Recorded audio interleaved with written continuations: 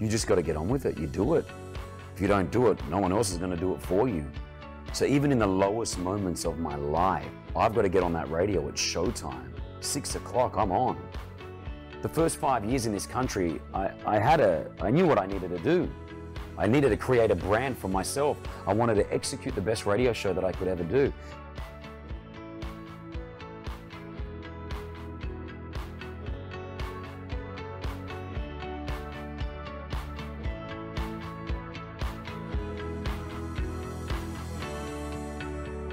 Thanks for tuning in, everyone. Once again, we're joined by an amazing guest today.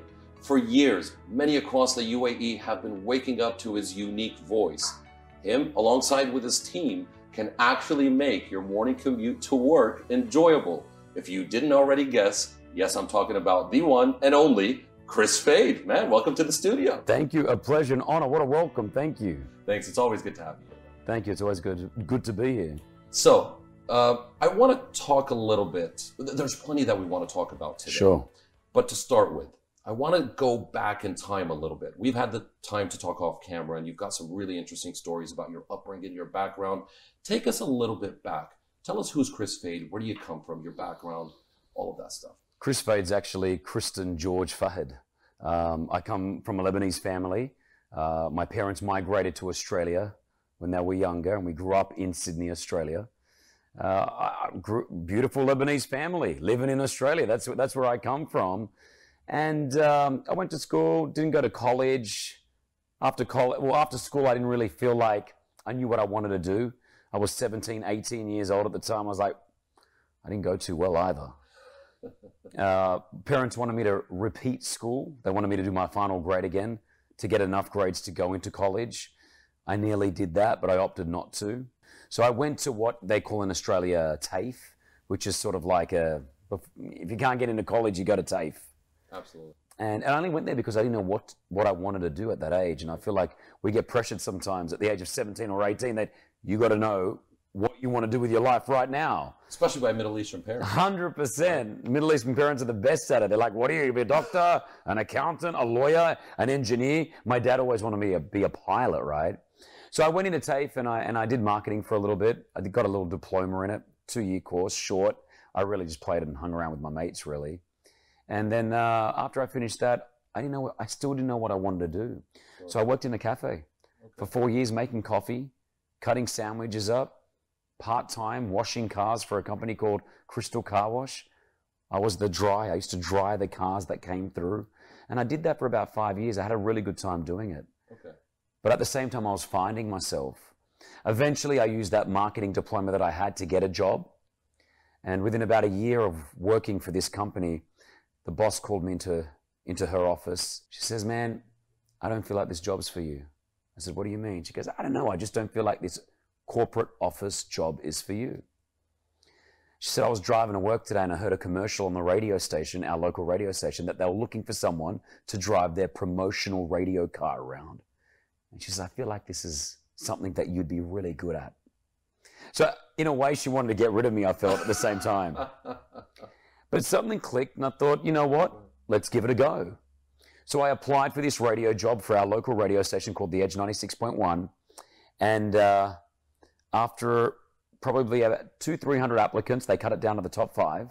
The 5 of us had to work for that radio station for free for 2 weeks, do ridiculous challenges. Like I had to go to the ghetto train station, take my shirt off. I heard of that. Yep, and they had to stick butter and biscuits on my body. I had to get random people coming up from the train station. They wanted to see how much you wanted this job. Right. Anyway, 2 weeks go by. They call us into the studio. They announce the winner. It's not me. I didn't get the job. And at that time, I remember feeling really down about it. I was going to say, did that demotivate you? 100%. I thought I had it. I felt like I had it. Right. They gave it to another girl who I'm now friends with. Her name's Kimiko, and she was fantastic. However, a month into that, they give me a call, program director, and says, hey, Kris, you know how you didn't get the job? I said, yeah. They said, would you like it? And I said, why? What happened? The girl realized it wasn't the job for her. We're looking for someone else. Would you be interested? I said, 100%. So that's where my radio journey began. It began driving a promotional vehicle for nearly 4.5 years across Sydney. And I would drive the car to 3 different locations across Sydney every day, and I would give away free chips, free drinks, whatever it was.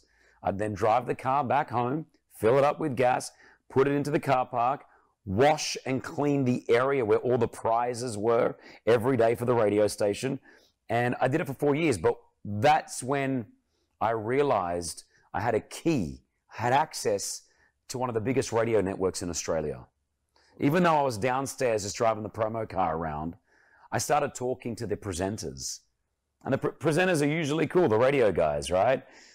So after a few years, they got to know me. And they're like, yo, what are you doing? Why don't you come up, hang out with us? So now I'm in the radio studio, and I'm like, whoa, I'm in a radio studio. And I used to watch these presenters do their shows at night or during the day. And I used to watch from afar and learn how it sort of happened. And then eventually a few of the presenters sort of pulled me aside and said, is this something you think you want to do? And I said, yeah, who doesn't want to be on the radio?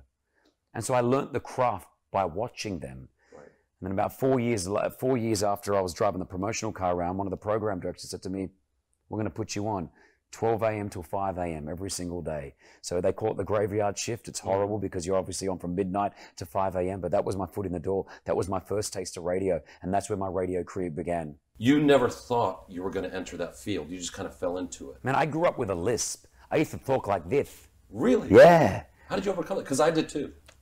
Well, till now, a lot of my brothers poke fun at me. They say I have a lisp till today. There are still some words when I'm on the radio talking that I may say, and my co-host, Pretty and Rossi, were like, ha! I feel like I'm back in high school. I overcame it just by, I remember my Uncle Sam used to tell me, just put the tongue behind your teeth. So I used to really practice that. Right. So I never thought I would use my voice as a career, right? And then, yeah, I fell into the job, but I loved it, and I don't even call it a job. I'm actually obsessed with it. So I did 4 years on Sydney radio, and then I got to the point where I wanted to expand, and I work for Virgin Radio Dubai now. The CEO of Virgin Radio International, we have over 20 radio stations across the world. He's Australian. And my boss at the time knew him. We're talking about Sir Richard Branson? No, it's actually a guy called Ian Grace, who reports to Branson, right? So he's the CEO of Virgin Radio International. He runs all the radio stations when it comes to Virgin across the world. We have them in Italy, Thailand, Canada, obviously here in Dubai, Oman, they're everywhere, right? And he said to me, they're opening up a radio station in Dubai, Virgin Radio. It's the first Virgin Radio in the Middle East. I thought to myself, you know what? Dubai sounds really good. I had a meeting with the CEO of Virgin Radio, and I still remember I wanted this job. So I wore a suit jacket and I buttoned it up, and underneath I had a white t-shirt, and I had Dubai, Dubai, Dubai, Dubai, Dubai, Dubai, Dubai, Dubai. I just wrote Dubai all over it. So I sat, I did the interview, and at the end I said, Ian, I have Dubai written all over me, because I had the words Dubai written all over my shirt. And obviously something clicked with him. He liked me.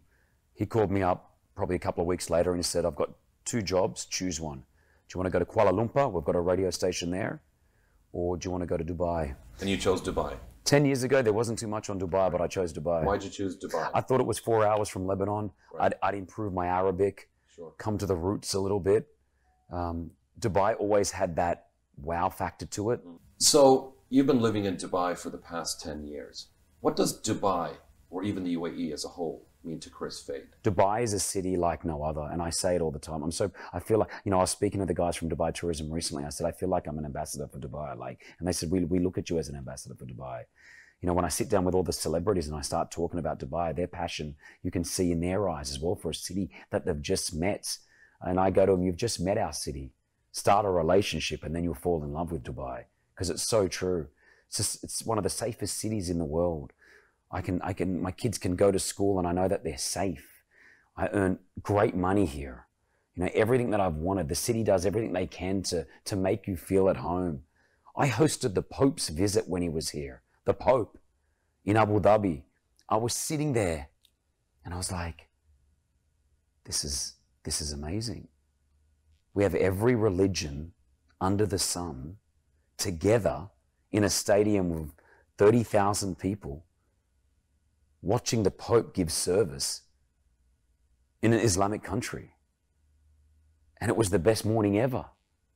And I thought to myself, nowhere in the world would that happen except the UAE. So I had no intentions of leaving. I work for an amazing company called ARN, which is the Arabian Radio Network. We've become family, you know, and when you go through things like a divorce or a health scare or whatever it is, that's when you can test your company out. And they've always come through 110%. So right now, Dubai is home. I will look out my window and see that Burj Khalifa standing nice and tall, and I go, ah. Well, that was a moment of goosebumps, to be honest. You came here a single man. Yeah. Actually, no, I came here married. You came here married? Yeah. So I met my, the mother to my daughters 6 months prior to leaving to come to Dubai. Okay. And as I came out here, I said, well, if we're going to go live together, we've got to get married. So we got married. And I had 2 beautiful girls. And then 7 years into that marriage, we divorced. And how difficult was that on you? I know you've spoken about it. Oh, man, divorce is horrible. Divorce is... I haven't really met anyone that says, oh, divorce is great. It was amazing. I want to do it again. You know what I mean? But at the end of the day, we've grown from it. I think we've both matured. I think it was a good thing that we divorced, you know, and our girls are our priority. Sure. And just making sure that they're happy and 100% healthy and got everything that they've got. But sometimes in life, you grow apart. And I've learnt that, you know, I've learnt that as you mature and as you change, it's okay for things to change in your life. And we all have this is what your life should be. You get married, you have children, you do this. And, you know, coming from a Lebanese family, I was the first one to ever get divorced. You know, my parents are like, what do you mean you're getting divorced? I'm like, well, I'm getting divorced. It was a mutual thing and it just happened. Okay. Now, I actually spoke to a couple of people in the past few days that knew that you were coming today for the interview. And I was actually asked to ask you a couple of questions. One of them was related to the divorce, which is, how do you stay focused? How do you not let it bring you down? How do you not get caught up in all of the negativity that's associated with the divorce, whether it's legal issues or not? So, and not just that, but all the challenges that you've gone through. You've gone through quite a lot, one of them being the divorce, of course. How does Kris deal with that? You just got to get on with it. You do it. If you don't do it, no one else is going to do it for you. So even in the lowest moments of my life, I've got to get on that radio at showtime. 6 o'clock, I'm on. I got 1.1 million listeners every single week on Virgin Radio. I've got to make sure that I'm satisfying their needs. Someone may have just been diagnosed with cancer driving to work. Someone may have just lost their father. They turn the radio on for that 1 hour escape. And it's my duty to make sure that happens. I still remember the moment that I found out that my auntie, my godmother, took her life with her husband in Sydney together. 10 minutes before I got on the radio, I got the call. And I said, you know, they let me know. They said, they're not around anymore. I was heartbroken. You still went on air? Went on air and delivered the show. No one would have ever seen that. Same with my divorce, in and out of court. I had to take myself to Australia and do my show from Australia for a month whilst we were going through the courts there. You know, but you get on and, you know, for me, I think it's really important to that mindset. I'm focused, man. And I put something up on Instagram the other day that discipline, you're not born with discipline. You've got to learn how to be disciplined and you've got to want it. You know, going to the gym every day. You and I were talking off this about going to the gym and just training. Like, I'd rather be sitting on the couch eating my favorite double cheese, double mushroom pizza, watching Friends on Netflix or something. You know what I mean? But instead, we are disciplined. I'm disciplined enough to get to the gym. And what I've realized going through a divorce, that no one else is going to do it for you. No one's going to push you forward. You're the one that has to go through the battle of the courts. You're the one that has to make sure that your kids are okay. You're the one that has to make sure that there's money still on the table. You're the one that has to pay for your kids' schooling. No one's going to do it for you. I don't have the luxury of calling up my mum and dad and saying, yo, I need some cash, deliver it through to me. You know? So this is the reason why I feel like I do it and I want to push that across to the listeners, my Instagram followers, anyone that I see. Speaking of your listeners, and you were just saying now that you had the show, you had to deliver it. You're up real early in the morning. I think something like 4 a.m. Yep. You're having to keeping people excited, entertained. How do you do it? A lot of people ask, how do you do it? How do you stay that disciplined? How do you get up in the morning? Walk us through your morning routine. All right, alarm goes off at 4:20. Team 5 a.m. or something? Team 5 a.m. is real, man. I, every morning, if you follow me on Instagram, every morning you'll get a Team 5 a.m. I literally thought you were just recycling the same picture. So that's a new one every morning? Every morning. I know I wear black a lot, as you can see. So people think it's the same photo. No, I wake up at 4:20 every single morning. It's never easy to get up at that time. I've been getting up at that time for 8 years. You don't get used to it. You know, I get up. I shower. I'm outside the house within about 25 minutes. I'm pretty prepared the night before. I hit my car, stop on the gas station, go to Zoom, get myself a coffee. It's a ritual. I like my rituals. I like normality. Right. You know, I like to have things happen. I park my car. As I park my car, I put my meter in and make sure I've got enough parking. I walk in that elevator. I take Team 5 a.m. By that time, it's about 5:10. You know, and then I walk straight into the studio, where I see Pretty Malik and Big Rossi and Phone Guy Eddie, who are there, part of the show. We sit down together. We work out what's happening on the show. We've already prepared it the night before or the week before, but we run through our radio show. And then 6 o'clock is live, and we are on, man. At 6 o'clock in the morning, I'm pumped. I'm ready to go. Hello, Mom. Hello, Dad. We're live across the country. This is Virgin Radio, because I know that there are people who need that energy. I want to be their coffee. I want to give them that pump. And I think that's one of the successes of why we have done so well at Virgin Radio. And we've been doing that. We're the longest lasting morning show in the UAE. We've been together now for 8 years. I've been on for 10, and it's every day and it's consistent. You turn on Virgin, bang. I still get messages from people going, I live in Germany right now, man. I miss you. I used to listen to you 6 years ago. Or if I'm in LA, I was in LA a couple of weeks ago. I'm walking the streets. I'm in, where was I? Beverly Hills area. And this lady come up, Kris, oh my gosh, I love you. I'm like, how you know me? She goes, I lived in Dubai for 6 years. You were my every morning day commute. We live back in LA. And I love that. That's what I love doing. So we're on from 6 till 10.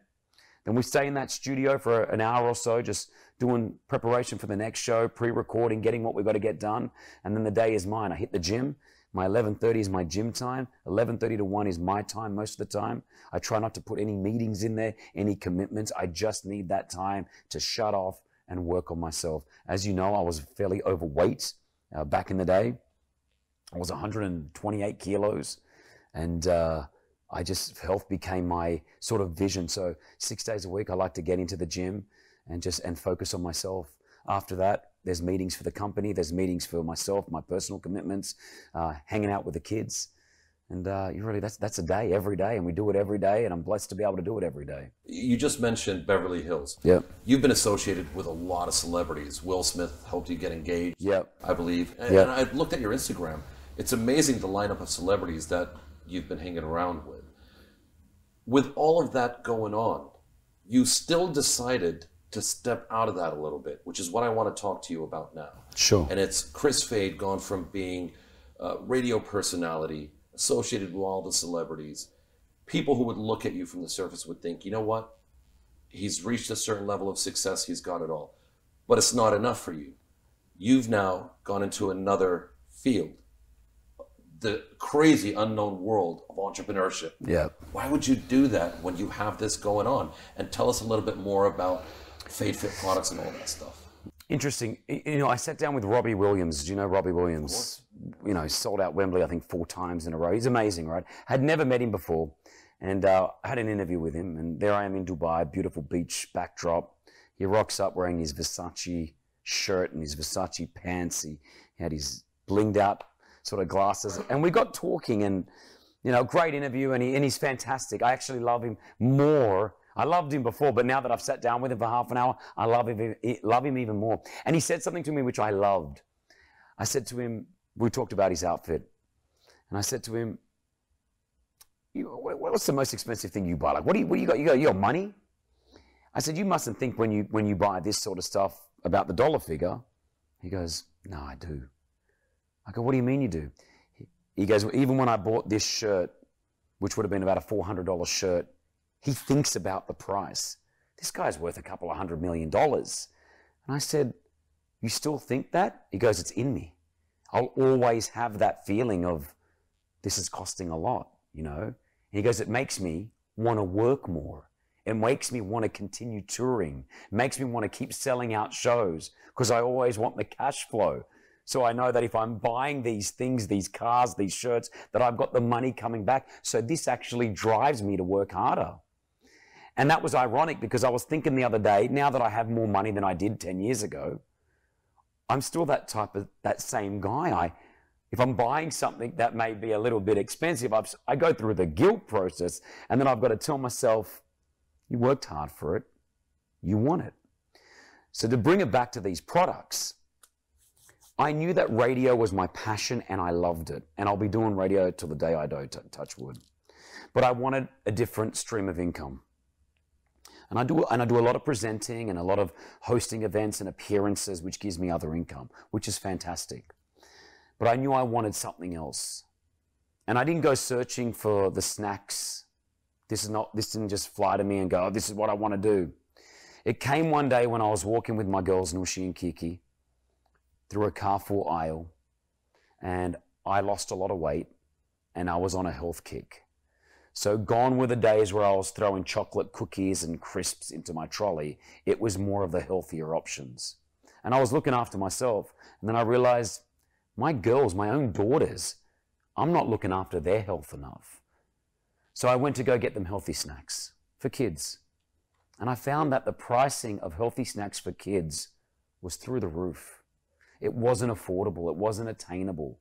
Yes, I could afford it because I earn a decent income. But I knew that a lot of my friends around me, a lot of the population here in the UAE, for example, couldn't afford to feed their kids those healthy packeted snacks. So I kept looking, and then I started doing my research. I go to different shopping centers, and it clicked to me. I said, you know what? I think this is what I want to do. I got on my own radio show, and I spoke to my girls, Nushi and Kiki, and we created a healthy kids snack. And I used the 1.1 million listeners that we have on the radio, the mums, the dads, the kids, to help me create an SKU, to help create a snack. So your audience was your R&D pretty much. 100%. They told me what they like, what flavors they thought they should have. Hey, it shouldn't have peanuts because, kids can't eat peanuts in schools because of the allergies. And hey, Kris, I don't want this. I don't want no GMO, no preservatives, no sugar, please, Kris. So we put it all together. I teamed up with a great company, and we executed this. And we executed on the radio. We launched it, and we launched it at Carrefour. Carrefour approached us as I approached them, and they said, we're here to support you. We believe in the product. We believe in what you're doing. You're a local company. Let's push it. So there we were, selling across Carrefour. And then since then, we're now selling more than 500 outlets across the UAE. We've grown from just kids snacks, and I'll make an announcement soon with you, to kids multivitamins. So now we've got the kids snacks, the kids multivitamins. They're affordable, and they're a healthier option. And they're my two key pillars that I run with. I want them to be affordable. I want them to be a healthier option. All right. And of course, I want the kids to actually like them, because that's the hardest thing when it comes to being healthy with kids. Now, what's interesting about all this is I've been following your journey as an entrepreneur as well. Yeah. And there's a lot of growth. You're very active with what you're doing. You're very consistent. Good. That's the word I'm looking for. Yeah. And a lot of people that I spoke to, I was using you as an example actually, and they said things like, well, Kris Fade, he probably had a lot of money or investment to be able to put into it. And we're talking about entrepreneurs, people who aspire to be entrepreneurs. And did you actually have to raise investment for this? Did you pump in a lot of money for this? No. No. Okay. And this is what I want to talk to you about, which is the resourcefulness. Yeah. So when it came to your R&D, you looked around, you used your audience. When it came to investment, you didn't have to seek out investment, you just did. My money. Okay. My money. Was it a lot of money? No. Obviously, I have a great connection here in the UAE with my radio show and who I am in this country, which took me 10 years to build. A lot of people think that, oh yeah, Kris Fade. Oh yeah, everyone knows Kris Fade. I came to this country, I knew no one. I only came with my ex-wife, that's it. I knew no one in this country, right? I still remember walking through a radio station, not knowing anyone. But over the first 5 years in this country, I knew what I needed to do. I needed to create a brand for myself. I wanted to execute the best radio show that I could ever do. My first program director, my first boss said something to me. Don't try to be funny, don't try to be famous. You try to do that, you'll achieve none. Put out a great product and they'll come to you. And that stuck with me at the age of 24. Because I was like, that makes sense. So I got on the radio and just made sure that I did the best radio show that I could have ever done. And 10 years ago, I was doing radio that they hadn't really heard in this country before, you know. And I'd like to say thanks to my parents who gave me the personality, and my uncles and aunties being in a Lebanese family to give me the personality to be able to do what I do on the radio, you know. And our radio is wholesome. It's family friendly. It's PG, I like to say. Mum and dad can listen to it in the car with the kids, but then a 26-year-old from Liverpool can listen to it at the same time. He'll find it funny. So it's joining the UAE together. We're such a multicultural country. We've got all the different religions, cultures here. I wanted to do a show that matches that, you know. And so I didn't know anyone, but now 10 years later that I know everyone, I start reaching out. Contacts is what it's about. Finding the right people and meeting the right people. So if I know that I know someone that knows someone that I want to get at, hey, I want to meet with the guy. Will he meet with me? It's Kris Fade. Oh yeah, let's meet. Of course, the doors open a little bit easier, right? To have Kris Fade appear and open a store, there's a monetary value to that. So there's a monetary value for me to be attached to your brand as well. So I like to work in synergy with different companies. And right now I've surrounded myself with an amazing distribution company called ESF, an amazing agency called Imagine. So these two guys are the backbone of what Fade Fit is all about. They're an agency that helps me manage this. They do the day-to-days. And then I've got ESF, who are the biggest distributors in the country, one of them, right? So I know that they're doing it, and they take a percentage of the sales. It's the best way that I could have structured it, because why? I'm a radio guy. I don't have the time to sit there every single day. Now, Fade Fit actually has a few employees as well. Now, what they do, they're my eyes and ears, and they're the ones that relay the information from the distributor to the you know, Imagine, for example, to them, and then it comes to me. So it's this little sort of connector, and we're all working in cycles together. What I love to do is open doors and get opportunities. If I feel like I want to be somewhere, I'll find out who I need to talk to get there. Then I'll set a meeting up. It's up to my guys to close the deal, you know. And I like to feel that if they're attached with my brand, they're attached with me, and that's good for both of us. Right. Well, we do have a friend in common, and now that you're talking about leveraging your contacts and your network, Mustafa Koita. Great guy. Koita Foods played a big role. Huge role.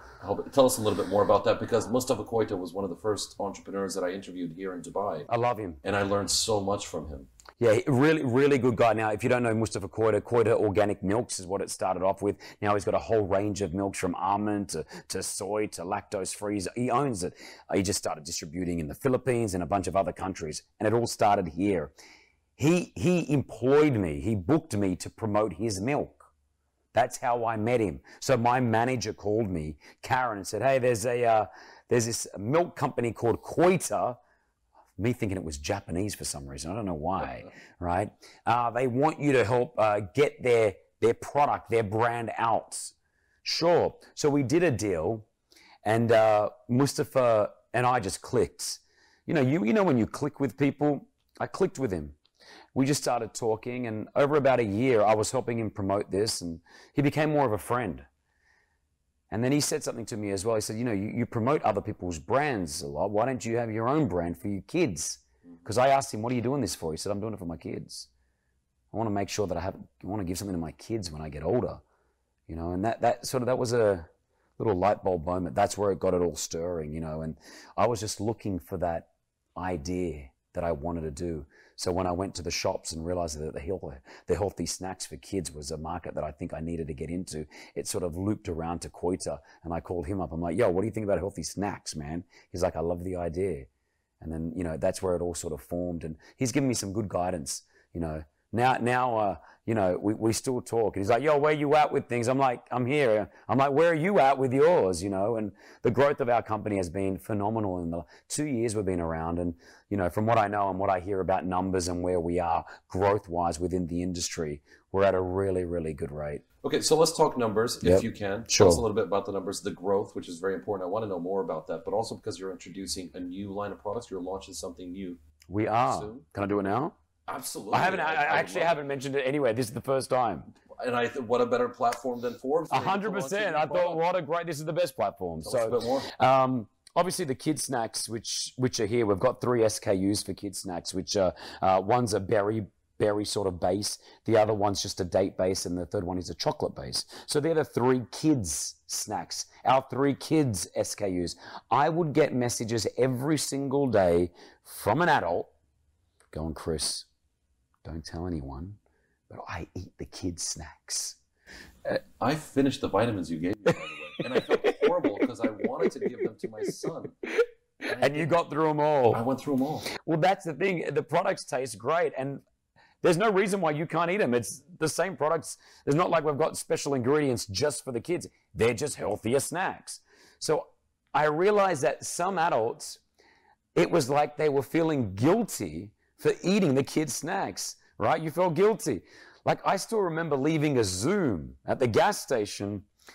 There was this big, muscly dude sitting in his car, and he goes, oh, Kris. I go, what? And he just holds up the pink one, which was my favorite. He goes, I'm eating the kid snacks, man. This guy was bulked up. And I'm like, dude, that's amazing. In a pink one. In a pink one. He goes, I love them. Is it okay? I said, of course it's okay. So from this moment, obviously something clicked with us as a company. And I said, let's do adult snacks. Let's do snacks for everyone. So we have 4 SKUs, and let me just pop them to the front here. These are them now. Choco powder, coconut cashew, cocoa choco, and a hazelnut. And these are now snacks that are targeted towards the adult market, to the everyone market. Kids can eat these as well. So these are fantastic. They're a healthier option. They're more affordable than a lot of the snacks that are coming out right now. So these are officially launched now across the UAE.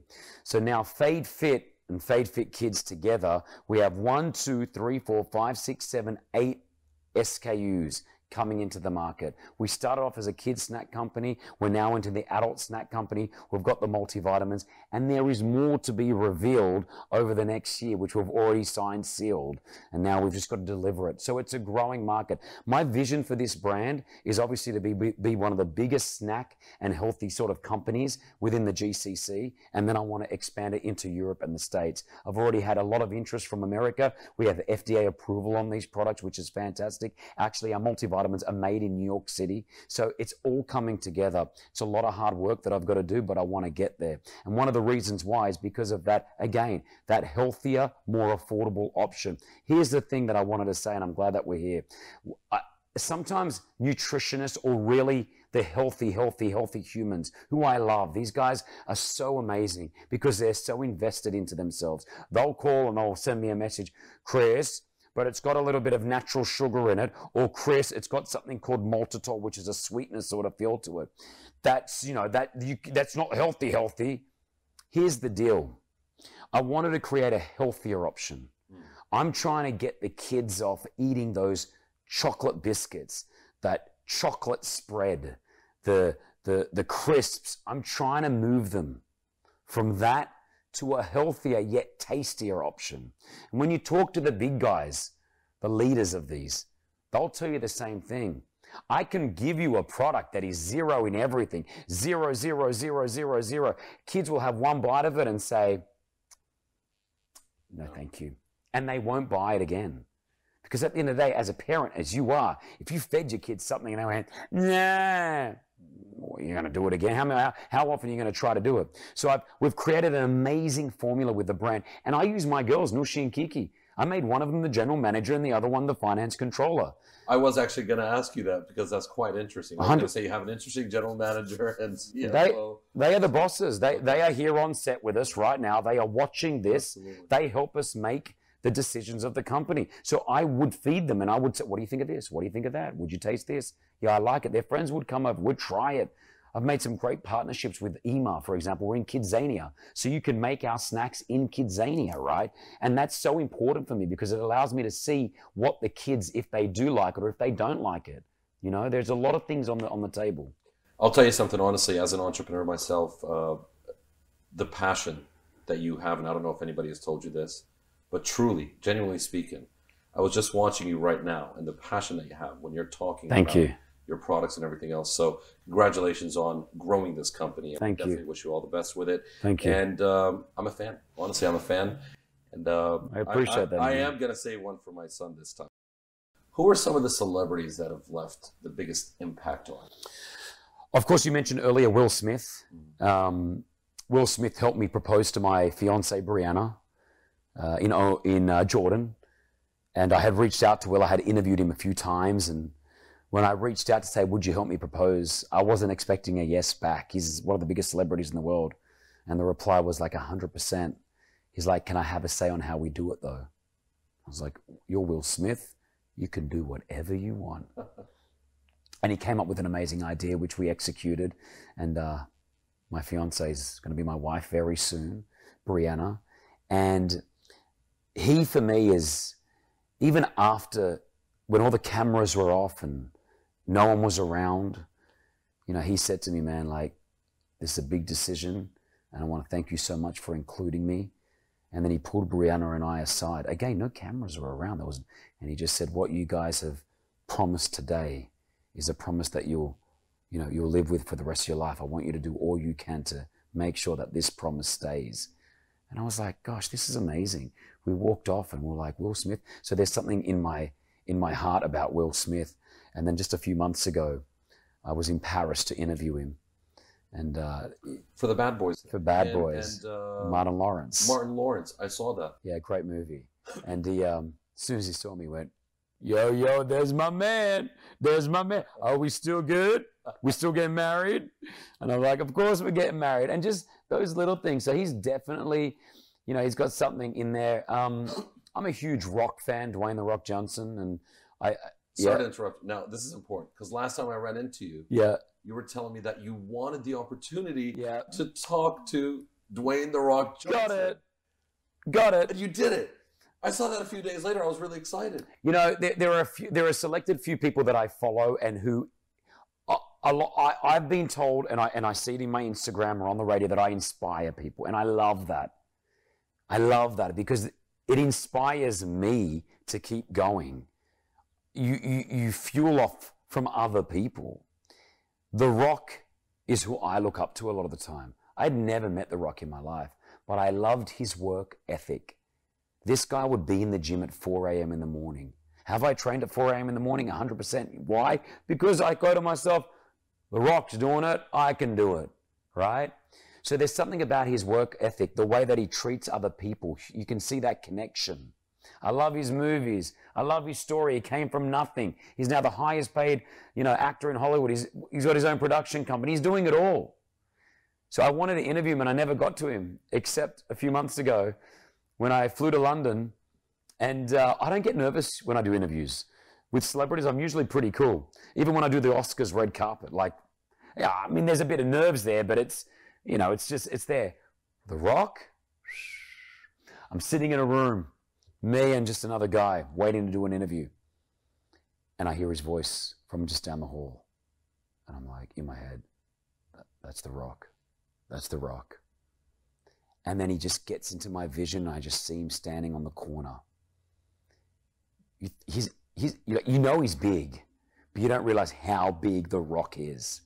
And I'm hearing him just have a conversation to his manager or someone. And I'm really intrigued because I just wanted to hear how The Rock sounds and how he acts when he's not on camera. And it was the same. He was talking about just something to do with a jet or a suit that he needed to wear. There was a few things, but just hearing him talk, I'm like, that's the same Rock. And then he just walked straight into the room. I walk in behind him to interview him. It's The Rock, it's Kevin Hart together. And I was like, this is one of the best moments of my life. That's how I started the interview. I was like, one of the best moments of my life. I can relate to that completely, especially when you're talking about the sheer size of a person. I had that experience with Tony Robbins when he actually came to visit us. And I've been a huge fan of Tony Robbins my entire life. He's really inspired me throughout the years. Of course. And the moment he came here, he was also talking about something I could hear his voice. And I was actually slightly nervous then because he's someone I always looked up to. Of course. And respected. So I can relate to that. Any other big celebrities you're expecting anytime soon? Anybody that you really want to, who do you want to interview next? It's interesting. I've interviewed him 4 times now, is Sir Richard Branson, but I always want to interview him again. What do you find special about Sir Richard Branson, despite the fact that he's Mr. Virgin? Because what you see in the media is really him. It's the same person. I have been in situations with Sir Richard Branson where him and I were walking down a hallway and we were doing a media conference, and he's like, so what are we doing? I'm just going to follow you, right? And then we'll go that way. Like, and I'm having this conversation with him, and I'm like, this guy's a legend. Then he just comes out and he's real. He's real. I've known him for 10 years now. I'm that passionate about Virgin. I have the Virgin star tattooed on my ankle. I got that done when I went to Thailand with some Virgin Radio listeners, because Virgin is a huge thing in my life. And I showed him that. I said, hey, Sir Richard Branson, I just want to let you know how much I love your brand. And I want to thank you for doing everything that you did for creating this brand, because this has created my own brand, and it's created everything for me and my children. And I showed him the tattoo. He was like, is that real? And he goes, yeah. He took a photo of it and put it in the Virgin official newsletter. And then he wrote a 2-page article on my snack company on virgin.com. Wow. And he was talking about how he was so happy with my health initiative, because he's also inspired now. He's now become he's always been healthy, but now he's doing a lot of running and he's staying fit. But there's something about that man that just to see how he interacts with people it's beautiful. It's beautiful to see that. And he never stops. He never stops. Now, one thing I wanted to ask you, now that you've entered this crazy world of entrepreneurship, what advice would you give entrepreneurs or aspiring entrepreneurs? Okay, I'd say do it. Because a lot of the time you just think you want to do it. But do go in with some sort of plan. The word entrepreneur, which I hear a lot now, and I hear it on podcasts and I hear it on YouTube, and you see it on bios on Instagram, entrepreneur. Entrepreneur, you really need to make sure if you want to be an entrepreneur. An entrepreneur is not something that you just throw around lightly and say, oh yeah, I'm an entrepreneur, I've got an online business, and you go to the website, it doesn't work anymore. There's a lot of people running around using that word. It's not easy. It's so difficult. And I advise people to become one if they find that there is a reason to become one. Find what's missing. Find a gap in the market. Find what is going to help you and other people out. If you find it, create it and execute it. But just be prepared for those 5 a.m. starts, 11 p.m. sleeps, 4 or 5 hours of sleep a night, and it's never going to stop, because once you're an entrepreneur, and I get to deal with a lot of huge CEOs and guys, I was on an island in the Maldives with the founder of Netflix, Mark Randolph. I spent 2 days with him, had dinner with him, the guy who created Netflix. And I said to him, thanks to you, we have Netflix. And I was having, he did a seminar which I listened to, but then afterwards I sat down with him for a couple of hours and I asked him a bunch of questions. And I said to him, did you ever know where it was going to go? He said, no, I didn't. I had a vision. Did I ever think it was going to get there? I wasn't sure, but I just kept pushing through. I just kept trying. And that's what I want to do. I want to keep trying. So if you're an entrepreneur and you've got something that you think you can do it. A lot of people sit in their job right now and they go, I can't see, I've got a job. Do that side hustle. We've heard that word before. Side hustle, do it. Start it on the side. And eventually, that income, it may be $10 a week to begin with, and maintain your regular 9-to-5 job. But that $10 could turn into $100 a week. Then it could turn $1,000 a week. Then you could be doing $2,000, $3,000 a week. And that's the moment where you go, see you later, job. I've got something here. Absolutely. But don't just give up everything. Don't just give up the money. If you've got a family and kids, I see this a lot as well. People who have real commitments go, I'm an entrepreneur. And then they go in there and they realize, well, it's not working. They just spent all their money setting up a company, but they didn't do enough homework on the product or the service. And then it doesn't take off. And now they're struggling and they're borrowing money from here to put their kids through school. And stay in a job that's giving you the income, and on the side, see if there's a want or a need for your product. It's a serious thing being an entrepreneur. It's not a joke, Absolutely. So if you're going to do it, get in. And I love people to become an entrepreneur. Well, I really admire what you're doing. I mean, you've got a full schedule. And again, as they say, I know it sounds a bit cliche, but if you can do it, anybody else can do it. You're running your full-time job Yep. career with Virgin. Yep. You've started a company and managed to actually grow it. So Yep. it's not like you're just half doing what you're doing. You're actually growing the company, obviously thanks to your little daughters, who one general manager, one being the CFO. But you've got this going on. You've got Virgin Radio. You've also got being a father as a full-time 100%. job. And then you're also still finding time for yourself as Kris to go to the gym, stay healthy, and enjoy yourself. Yeah. So definitely very inspirational. And I think that alone is a message to a lot of people out there who, try to use the whole time thing as, there's just not enough time. And it's interesting because you've got the same 24 hours a day that I have, that everybody else has, that Sir Richard Branson has, Yeah. and Will Smith has, and everybody else does. So very inspiring, and I appreciate that. Thank you, man. Now, what's next for Kris Fade? Oof. Yeah, I want to have another baby. Okay. Yeah, I'll have another baby. All right. Boy, girl, doesn't matter. No, well, listen, let me tell you something. Let me tell you something that's pretty real here, actually. Brianna, who will get married at the end of the year here, she doesn't have children. I have two. And I said to her, you want to have a baby? She said, yeah. And then I said to her, okay. I said, I hope I have a boy. I've got two beautiful girls. I said, I'd love to have a little boy running around. She's Mexican-American. I said, come on, half Lebanese, half Mexican boy running around. That would be beautiful. That'd be crazy enough. So I had that thought that I wanted to have a boy. And then with the tragic loss that we had earlier on with Kobe Bryant, in that horrible helicopter accident with his gorgeous daughter and those 7 other souls, that moment for me really hit me. I had spent a couple of days with Kobe Bryant in Dubai when he was here. He coached the basketball team that I was on. I had dinner with him up at Atmosphere in the Burj Khalifa. It was only a couple of days, but just he was someone with his presence was so, when he walked into a room, it was like when The Rock walked into the room. He just owned it. But he didn't own it arrogantly. He was actually really calm and polite and nice, but there was something about him. And I had that connection. When those unfortunate circumstances happened with the helicopter, and I woke up in the morning, I was lost. And I was really confused why I was lost. Like, it was hurting.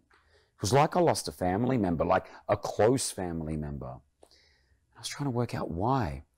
My friend Brent called me, who played on the same basketball team. And I've known Brent for 10 years. He started crying to me. I've never heard him cry. And he said, I don't know why this is affecting us so much. And I told him, I said, it was something that we'll look back on in our life, that we play basketball with Kobe Bryant. And that's a highlight in our career. That moment that Kobe Bryant walked into the changing rooms and started talking to us. And I said, now that he's gone, it's affected us. So since that happened, girl dad, he's a father to just girls. And that was the moment that I said to myself, if I have a boy, fantastic. If I have another girl, bring it on. I'll be a girl dad. You know what I mean? Absolutely. So there was that moment, and that hit me. It gave me goosebumps now. I noticed. You know what I mean? Like, it was a revelation that I just thought, I just want a healthy baby, man. I want a healthy baby. 2 quick questions. Sure. We're going to wrap up. What's your favorite music? And this is an interesting one because you work for radio. Yeah. Right? What's your interest? What's your favorite music? Nowadays, everybody want to talk when they got something to say, but it comes out when you move your lips. Oh man, hip hop. I got to say, there's something about hip hop, and it's the old school sort of vibe. It's the R&B and hip hop that I love. The Tupac, the Biggies. Obviously, that's something about it. But I play guitar and drums. I grew up as a rock kid. I used to be in a rock band, so there's that rock flavor that I love as well. Working on radio, you sort of become numb to music after a while because you're hearing a lot of the songs all the time. But there are those songs I love. I love Usher. I love a John Legend sort of feel. But, you know, I love old school Nirvana, you know? I'll make it a bit harder for you. Okay. And you have to pick one. Okay. Tupac or Biggie? My fiance's from LA. I better say Tupac. Right. I can't answer it. Right. Okay. You know, because I relate music to, I used to relate music to going to a club and dancing. Right. Now I relate music to the gym. Right. It's what song do I put in my headphones that gets me going? You know, More Money, More Problems. Like, as soon as that comes on, I'm like, great, I can do another 7 minutes on this treadmill. I did notice that The Rock works out a lot to Tupac. Yeah, there's something about it. I know, yeah. Gangster rap makes you want to just train a little bit harder. Mind you, the other day I just had my playlist on, and Vanessa Carlton, 1,000 Miles came up, and I'm training to it. Girls, right? Yeah, and what I had to do, because I'm wearing these headphones and I know you can hear the music from the outside, and I'm pumping iron, I'm doing chest, and it's like wake up in the morning, and I got to my phone, I just turned it down just a little bit because I'm thinking to myself, are these guys really going to hear me listening to Vanessa Carlton? But with music, hey, if it sounds good, it is good, you know. Talk to me about, since you're going to the Oscars soon. Yeah. When are you going to the Oscars? In a week, I think. Yes. Roughly? Okay. Yes. Are you excited about that? It's the fourth time I'll be doing the Oscars for OSN, and it's the biggest red carpet in the world. There is nothing like it. You're there trying to get the attention of every celebrity so you get that interview. You may have you'll have Gwyneth Paltrow, Nicole Kidman, and Salma Hayek walking together, and your mind has to choose, which one do I want? Because you know they're going to continue walking. You got to get the attention. That actually happened. I went for Salma Hayek because she's got Lebanese in her. And I brought her over. I said, Salma, from the Middle East, how you doing? She's like, great. I said, is it true you're Lebanese and Arab? She's like, I am Arab all the way. She gave us a great interview. The Oscars red carpet is fantastic. You're up against all the other networks. I was up against Mario Lopez from Entertainment or E! News. I had BBC on one side, and you've just got to own that carpet to get that interview. It's fun. It's amazing. So speaking of Oscars, tell favorite movie. Old school again, Tarantino, Pulp Fiction. Okay. I love it. I love for me, it's a story that does that, and it just connects, and I'm like, I'm sold. Kris, we've taken up too much of your time. I really appreciate you being here today. Thank you so much for the wonderful interview, and we really hope to have you here again sometime Thank soon. you so much. Ladies and gentlemen, there you have it. A wonderful interview that I truly, genuinely enjoyed with the amazing one and only Kris Fade. Make sure you tune in to the next episode. This is your host, Omar, signing off. We'll see you next time.